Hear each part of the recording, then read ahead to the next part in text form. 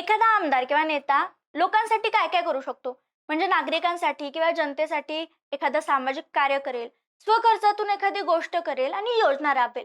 पण मी जर तुम्हाला सांगितलं, की आत्ता आमदार असताना त्या नेत्यानं नगराध्यक्षपदाच्या काळात लोकांच्या भल्यासाठी 2500 ते 2600 कुत्री मारली आहेत तर? हो, बरोबर ऐकलं.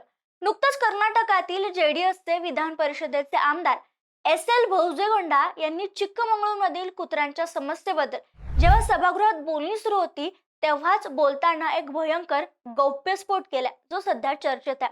ते म्हणाले, नगरपालिकाच्या माझ्या नगराध्यक्षपदाच्या कार्यकाळात मांसात विष मिसळलं, ते कुत्र्यांना खाऊ घातलं आणि असं करत आम्ही जवळजवळ 2500 कुत्रे मारले आणि त्यांना नैसर्गिक खत म्हणून नारळाच्या झाडाखाली पुरलं. हे सांगताना त्यांचा रोख अभिमानास्पद होता. लोकांच्या भल्यासाठी आपण हे केलं, हे ते सांगू इच्छित होते.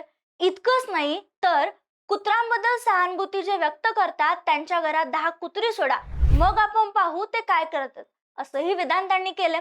सध्या त्यांच्या या विधानामुळे आणि गौप्यस्फोटाबद्दल प्राणीप्रेमी आणि विविध संघटनांकडून रोष व्यक्त केला जातोय.